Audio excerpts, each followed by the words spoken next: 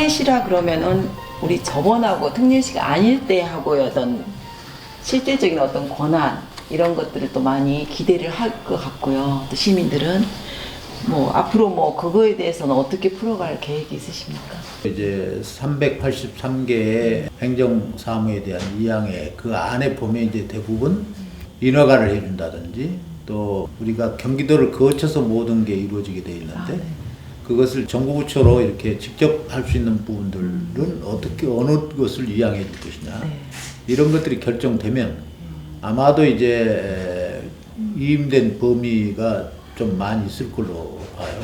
그래서 제 생각은 광역시가 굉장히 좀 무거워요. 그렇죠. 네. 그래서 그분들은 좀 더 좀 가볍게 이렇게 좀 사무를 좀 줄여주고 그 다음에 또 우리 기초단체는 현장에 바로 시민들을 같이 함께하고 있기 때문에 훨씬 더 효율적인 업무를 수행할 수 있잖아요.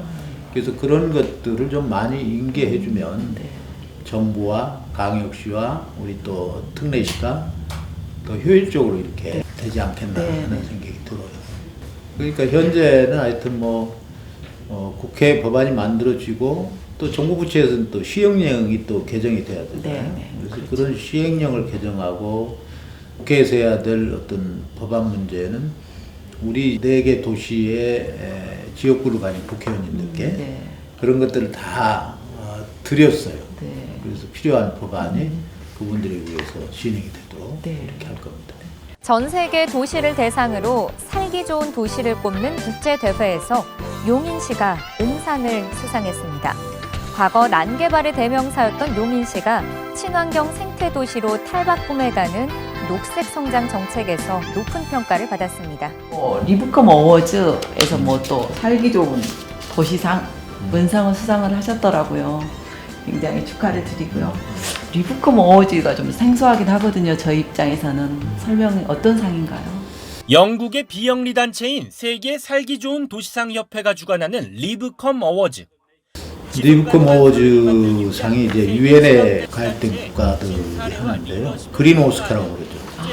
친환경 분야, 녹색 환경, 또 탄소 중립 이런 것들에 걸맞게 어떻게 도시가 디자인되고 그런 것들을 위해서 어떻게 지금 노력을 하고 있느냐 하는 것을 이제 보면서 이번에 한 160여 도시가 신청이 됐어요. 여기서 이제 우리가 은상을 받았다고 하는 것은 정말 대단한 성과다. 저는 그렇게 보고요. 그것이 아마 시장 혼자 잘해서가 아니고 우리 시민들 모두가 인내하고 참아주시고 또 시장에 하려고 하는 어떤 녹색 벨트 이런 것들을 잘 이해해 주셨기 때문에 가능하지 않았나 하는 생각이 들어서 우선 시민들께 감사하다는 말씀을 드리고요. 용인시는 도심 속 녹지 공간을 확충하는 녹색 성장 정책과 친환경 생태도시로서의 면모를 강조했습니다. 특히 동서간 균형 발전을 위한 도시 정책과 용인 어울림파크 조성, 수소에너지 활성화 정책, 그리고 모바일 헬스케어 정책 등을 집중적으로 소개했습니다. 우리가 또 천혜의 자원이 뭐냐면 도농복합도시잖아요. 도시에 있다가도 가을에 벼가 이렇게 누렇게 이렇게 익어가는 그 황금 물결을 보면 그냥 한 10분만 봐도 그냥 힐링이 탁 돼요. 그래서 그런 부분에서 나는 충분히 그런 상을 받을 만한 조건을 우리 용인이 잘 갖춰주고 있다. 정말로 어떻게 보면 반도체, 친환경 굉장히 좀 불협화음일 것 같지만 또 그게 조화를 잘 이루면 가장 이상적인 어떤 도시가 아닐까 하는 그런 생각이 들거든요.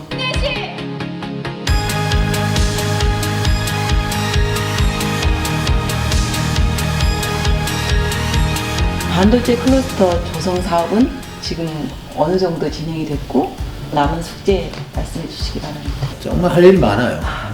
그리고 또 정부 부처에서 또 도움을 주지 않으면 도저히 안 되는 일들이 많거든요. 그래서 이제 이번에 최근에 하여튼 반도체 특례법이 국회에서 제정이 되었기 때문에 업무 수행이 조금은 더 이제 효율적으로 좀 되지 않겠나 하는 기대가 큽니다. 현재는 저희들이 이제 공장을 지으려면 급수 문제가 중요해요. 그래서 그런 부분들은 지자체하고 협조가 잘 되어서 크게 지금 문제가 없고요.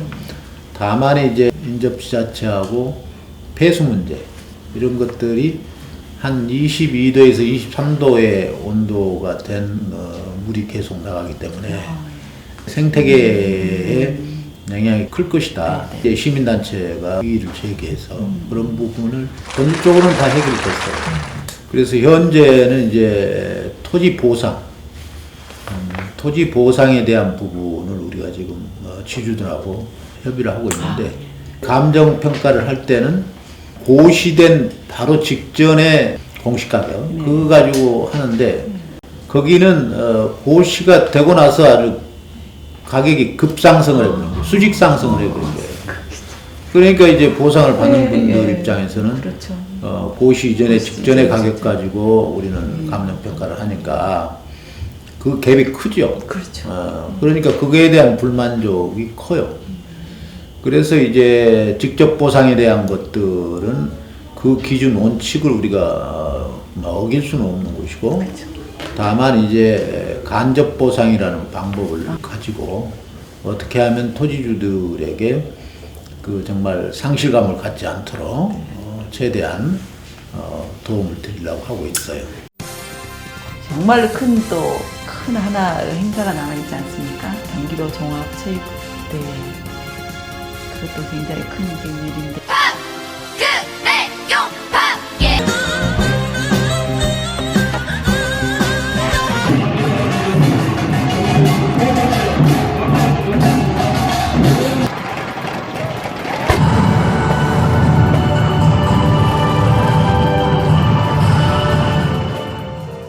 이달 당진에서 열릴 예정이었던 충남도민체전이 취소됐습니다. 올해 양양에서 열릴 예정이던 강원 도민체육대회가 코로나19의 여파로 취소됐습니다. 하여튼 뭐 걱정이 좀 태산 같습니다. 왜냐하면 코로나19 때문에 비대면으로 해야 되느냐, 대면으로 해야 되느냐, 아니면 뭐 정말 전적으로 다 취소되느냐 하는 거에 대한 갈등이 것들이 많으시겠습니다. 여러 가지로 고민이 생기는데요. 저는 하여튼 뭐 최소한 비대면이라도 우리가 반드시 해야 되겠다. 우리가 지금 경기도가 2년을 못했어요, 도민체전을.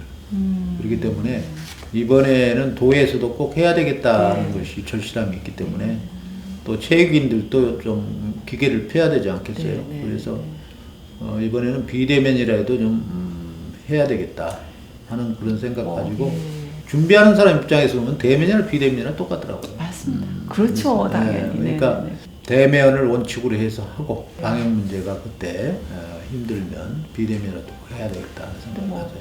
우리 용인이 이제 평상시에 체육시설들이 잘 돼 있어요. 그래서 이번에도 우리가 한 4개 종목 정도 그거는 인접지자체하고 협의해서 그 시설을 이용할 수 있도록 되어 있기 때문에 큰 투자 없이 좀 준비가 차질 없이 잘 진행이 되고 있고요. 그 다음에 이제 어저께는 이제 회식을 어떻게 할 것이냐, 폐식을 어떻게 할 것이냐 하는 것들에 대한 논의를 했었는데 요즘 뭐 기획사에서 그런 걸 잘 하더라고요. 최근 SK하이닉스 반도체 클러스터 유치로 대한민국 100년 미래를 열어갈 반도체 메카로 떠올랐습니다. 이번 대회에 참가한 용인시 선수단의 지금 전혀 차질 없이 잘 진행되고 있기 때문에 우리 뭐 시민들이 아마 기대가 클 겁니다. 상황이 뭐 하루아침에 확 바뀌지는 않겠지만 또 그래도 좀 더 유동적인 어떤 좋은 상황으로 바뀔 거라는 기대를 하고 하나의 큰 성과를 또 거두시지 않을까 하는 그런 생각이 듭니다. 올해가 호랑이 해지 않습니까? 어떤 동물보다도 또 호랑이의 기운이 시장님을 통해서 많이 느껴지고요. 그래서 제가 호랑이. 그러시니까. 예, 그래서 이래저래 또 좋은 또 분위기가 있고 그래서 뜻하시는 바가 모든 것이 다 또 잘 이루어지실 것 같습니다. 한 말씀 인사 보시고도 해주시기 바랍니다. 네, 시청자 여러분 또 우리 용인 시민 여러분 너무 감사합니다. 우리 용인시가 친환경 경제 자족 도시의 기틀을 지금 마련했다. 저는 이렇게 자신 있게 말씀을 드립니다. 이제 여기에 덧붙여서 문화, 예술, 체육, 관광 이런 분야가 이제 정말 뿌리를 내리게 되면 우리 용인은 명품 도시라는 말을 들을 수 있지 않겠나 하는 생각을 합니다. 코로나19로 정말 심신이 피곤하실 텐데 잘 극복하시고 우리 용인에서 열리는 도민체전에 대해서 관심을 가져주시기 바랍니다. 감사합니다.